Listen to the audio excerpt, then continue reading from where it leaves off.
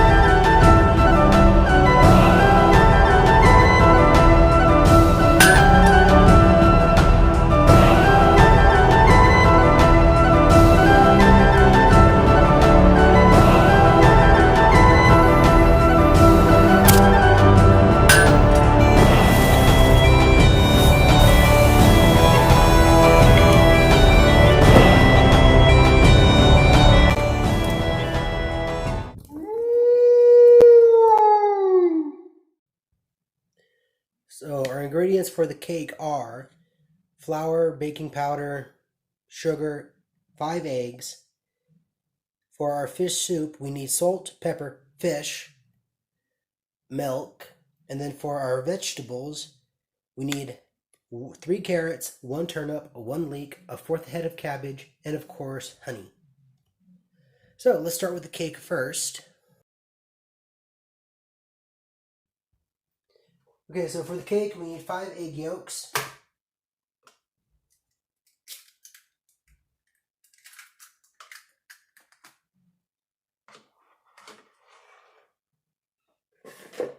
One.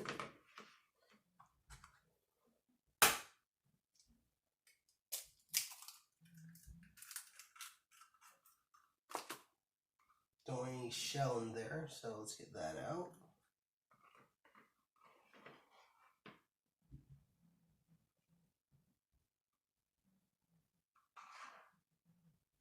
2, and I'm gonna make you not gonna make you watch me crack the other 3.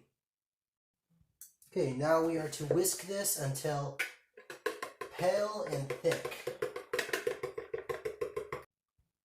As you can see, we have it nice and pale-ish. And now we're at the rest of the ingredients, such as 2 cups sugar. I have a 1/2 cup right now, so that's 4 cups.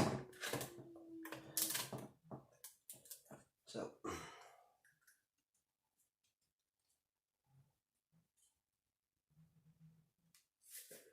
cups sugar.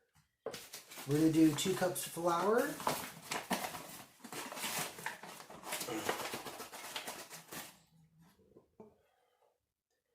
Add 1 teaspoon baking powder. I need to go get the teaspoon real quick then. Pause. 1 teaspoon baking powder. Again, I have 1/2 teaspoon here, so we're going to do 2 of these. If you don't have baking powder, you can just add more baking soda. So, 1, and 1 teaspoon cold water.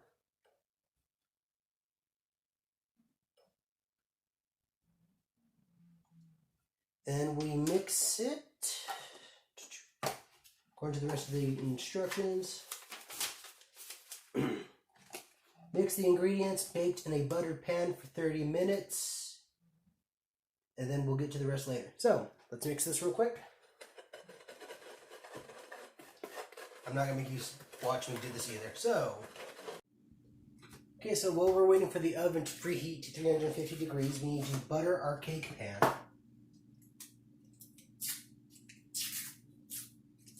It says to let it bake for 1/2 hour, so 30 minutes. And then when it's done, to cut it into 3 slices, and that's where we would add our fruit or our chocolate or custard or whatever we're adding to it. I googled what berries are native to Scandinavia. Oddly enough, this one surprised me. Strawberries. So I have strawberries and blueberries. So after I'm done cutting it, I'm going to add one layer of strawberry and then one layer of blueberry, and then the rest I'm just going to have to eat. Oh, I looked at it and I thought I did something wrong, but no, I guess that's how it's supposed to look, kind of grainy. So we're going to press this into the pan, and then once our oven is ready, we're going to put that in, and then we're going to chop our strawberries.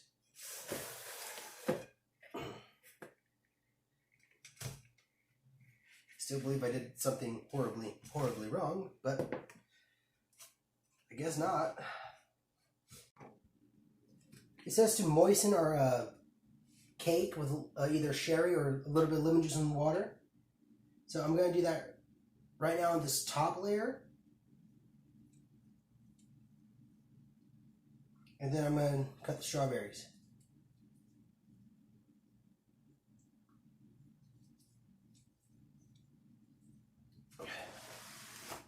Right, it's almost up to temperature. I'm only going to do one strawberry for you because after that's pretty self-explanatory. You want to remove your top. And then you want to go lengthwise.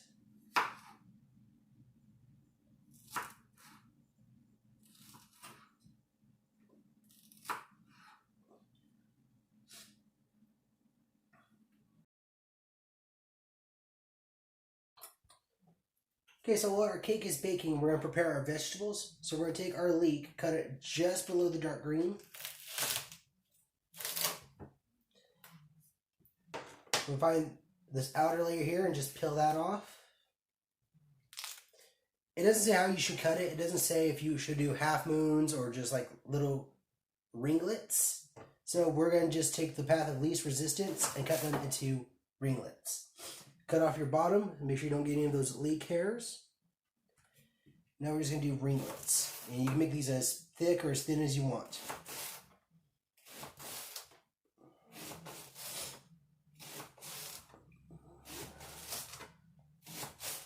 And after that, we're going to put them into a bowl of cold water. Just kind of shake them around. This will help dislodge any dirt or grit or anything that might be in between the leaves. And then we're going to pick them out of the water into a strainer. And that will clean them. And then we'll get them ready with the rest of the vegetables. Okay, now 3 carrots and a turnip. These root vegetables need to be peeled and then chopped. Again, it doesn't say if you should do it in slices or ringlets. But I think these we're just going to do this like... we're going to chop into the carrot and we're going to chop into thirds and then in slices. The turnip, I'll probably do rings and then chop those in half. So let's just focus one thing at a time. I don't have a peeler. So that's, I guess, another thing I'm going to have to... Actually, no, because according to the views on this season, not a lot of you care for my cooking. So we probably won't be doing this again. But I have one final cooking episode I would like to do before moving on to the next season where it's firearms.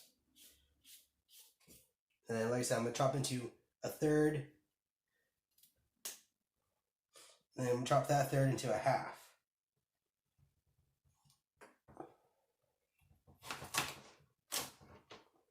Like that. Alright, I'll bring you back when I'm doing the turnip. Okay, now here we are with a turnip. We're going to chop that off, chop that off. And same thing, I'm just barely applying any pressure. I'm just rotating the turnip in my hand. So once I get this peeled, I'll show you how I'm going to cut it. And then we'll continue on to the next note because after this we got the cabbage still. So once I get done with this, I'll show you the cabbage and we'll go on from there. Okay, here we are, last little stretch. Alright, I don't think I got that very well, so... Okay, so we're going to cut this in half. And then cut these into slices.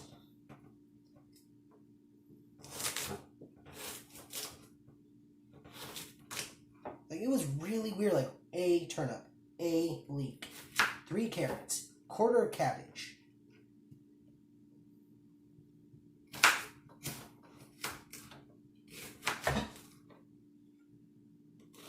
At the end of the video, we're going to talk about Gulvig and the grief and everything that came with it and how I was able to overcome it. Well, I didn't overcome it, I just made it more manageable.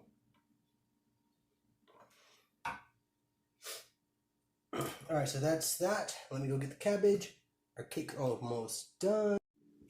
Okay, this is our cabbage. It's actually Napa cabbage. We only want a quarter of it. So I'm going to aim between the leaves. It's about halfway that way. Turn it. Go down about halfway this way. And that's 1/4. Alright, so after we chop this up, they want us to boil it until the root vegetables are soft. Our cake is done. So once I get this a-boiling, I'm going to continue on with the rest of the cake. Alright, so there we go. There's our cabbage, our carrots, our leeks. Let's go get that bowl. Here's our pot, so let's add our cabbage. Probably remove that core.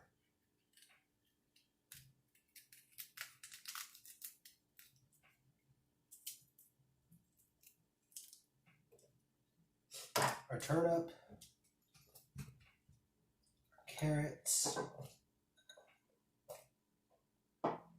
and our leeks. So we're going to boil this until our carrots and turnips get soft. I'm going to bring that cake over and we're going to finish that real quick. Here's our cake.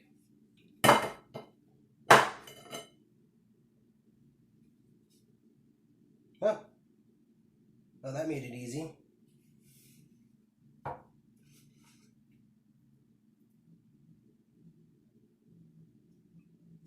Probably needs to bake more. So I'm just going to cheat now.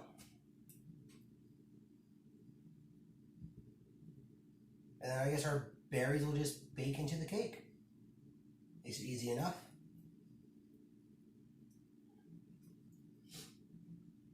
Which is weird, I did that. There's a trick my mother taught me when baking cakes. You take a toothpick or a knife and you stab it in the center, and when you pull it out, if it's clean, the cake is done. It came out clean, but apparently the cake's not done. It just kind of ripped itself in half. So I'm not worried about cutting this into 3s. Add our strawberries, which means it's going to take a little longer to cook. Then we add our blueberries. And then we try to put that top back on. We're going to bake it a little longer. Well, you know, after this was done, you're supposed to slice into 3 parts, add a little lemon water or sherry between each part, and then serve it with unsweetened whipped cream. That should be enough. So now let's add those back on. Okay, our vegetables are soft, so now we're going to take them off the heat. We're going to drain them. We're going to let this pan of butter heat up and melt, and then we're going to saute, and then we're going to add our honey into it. So let's have this, let this butter melt, and go strain the vegetables.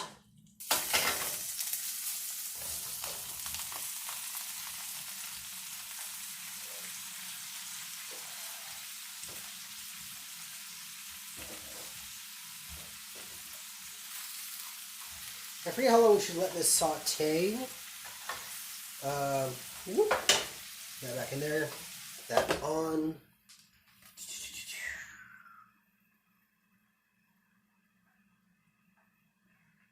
It doesn't say how long to let it saute, and then just add, and then after we let it saute for whatever amount of time, add honey, and then carefully season with salt and pepper.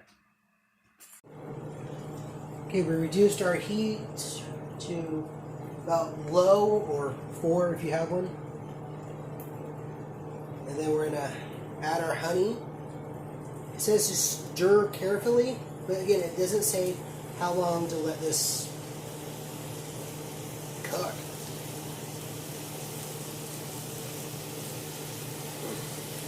Oh, I put the cake back in for another 20 minutes. You want to see how that turned out? Now we just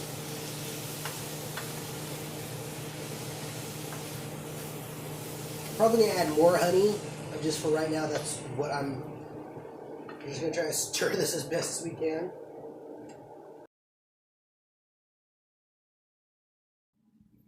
So we need 1 liter water or 4 cups. Well, technically 4 1/4 cups. 1 teaspoon salt.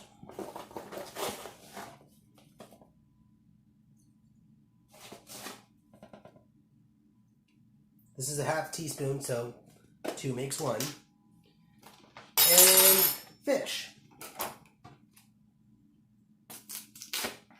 I chose cod. You can use salmon. I'll put the actual recipe up shortly. And we're just going to let this boil. We're going to skim off any of the foam or froth that might gather on top of it. And then we'll go from there, because one step at a time. Okay, now we're going to skim the foam off, or at least as much of this as we can. And then we're just going to add pepper and let it simmer for 40 minutes. So reduce your heat. Bring it back down to about 3. Add pepper.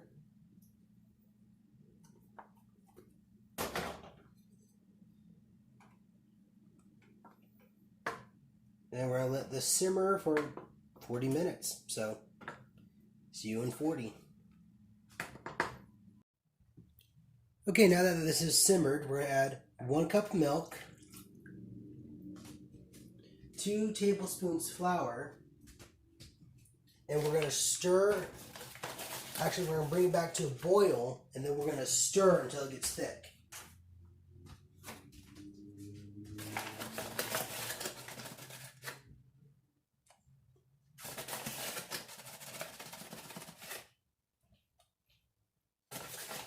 So bring the heat back up.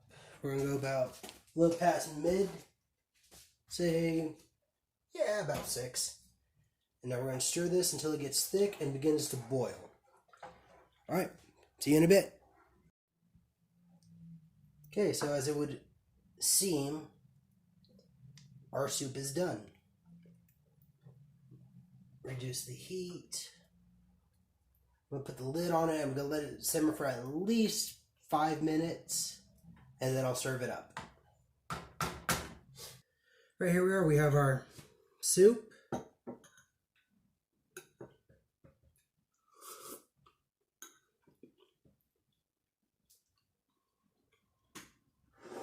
That's not bad. Then we have 1 of each vegetable. Carrot.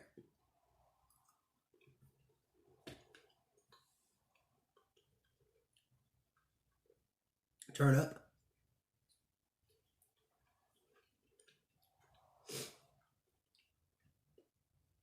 Cabbage and some leeks.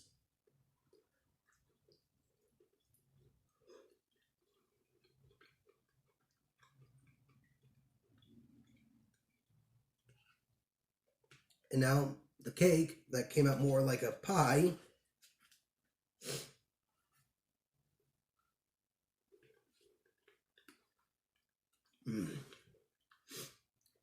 So these two right here, they weren't bad, but they weren't necessarily great. Oh, actually, I take that back. They were amazing. The fish soup tastes like fish soup. Yeah, so now we're going to talk about Gulvig. Gulvig, as some of you know, was my cat. I had her for almost 3 years. She died of panleukopenia, which is cat distemper, but it's similar to parvo in dogs. She got it when she was very young, as it turns out, because her mother had it. In fact, one of the questions the vets asked me if she was a shelter cat, because it's very common in shelter animals. And her mother had it, and when she was nursing, Gulvig got it. and so do all of Gulvig's siblings. In fact, all of them have passed but one. But it came at a hard-fought battle. He had 2 IVs put in his paws. He did pull through, and because he pulled through, he's now completely immune to it. So that's good on him. All because Gulvig carried it and had kittens and was nursing her kittens. All of her kittens got it. All of them but 2 died. But it was a hard-fought battle. My dad had to take a week off work to give them IVs, to give them antibiotics, to feed them food. And little fun tip here, the vet was going to prescribe a type of a pate. Well, it's still too hard on the kitten's stomach, so a local vet around, well, not around here, a local vet in the Fort Jones area, which is just over the hill from where I live, said give them Gerber baby food. It's a lot easier and will give them the same nutrition.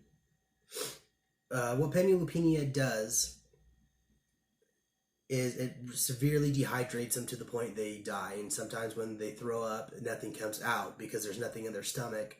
They go into yowling fits and then just pass. It's very fast acting, and it can kill newborn kittens within 6 months. It can kill newborn kittens that are 6 months in a matter of 3 days. So the fact that Gulvig and 2 of her brothers made it to adulthood was just a miracle in its own. But if I gave Gulvig the vaccine, not knowing she already had it, it would have killed her. And, that still haunts me. I miss my baby.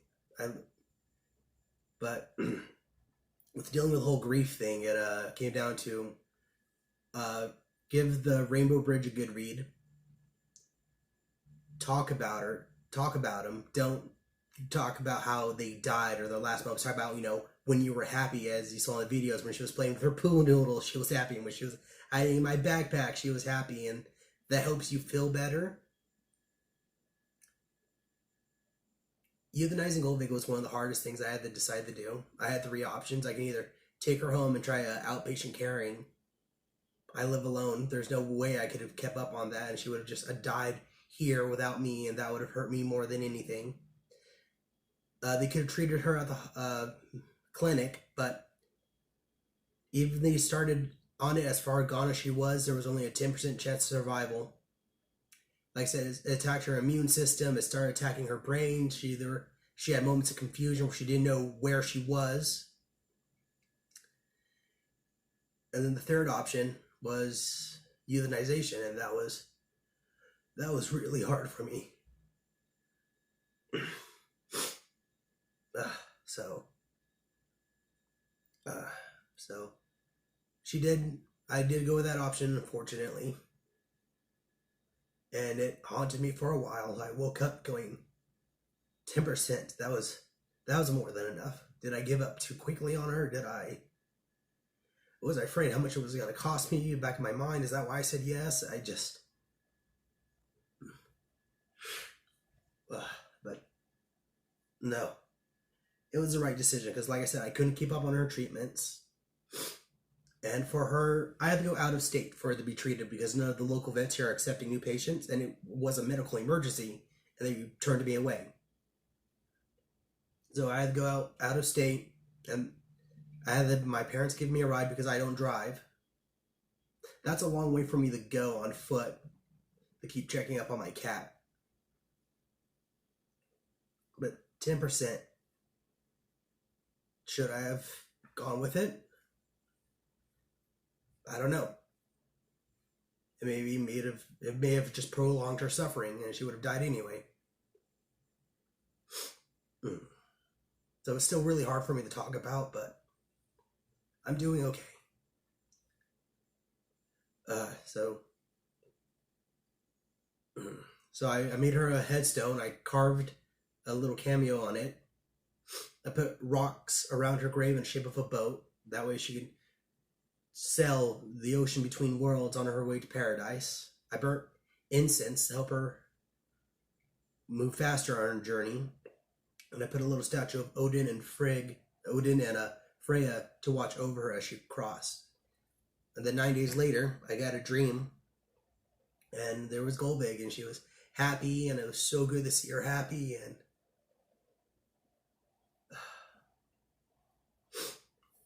So make sure your animals are healthy before you give them a vaccine. But at the same time, make sure you can get them seen for vaccines. So thank you for your time, and until our next project. I hope you enjoyed this video. If you did, please click the like button. If you have any suggestions or criticisms, leave a comment. And if you want to stay tuned for my next project, don't forget to click that subscribe icon and ring that bell. So, until our next project, have a beautiful day. I figure maybe you guys would like to hear me blow this at least once.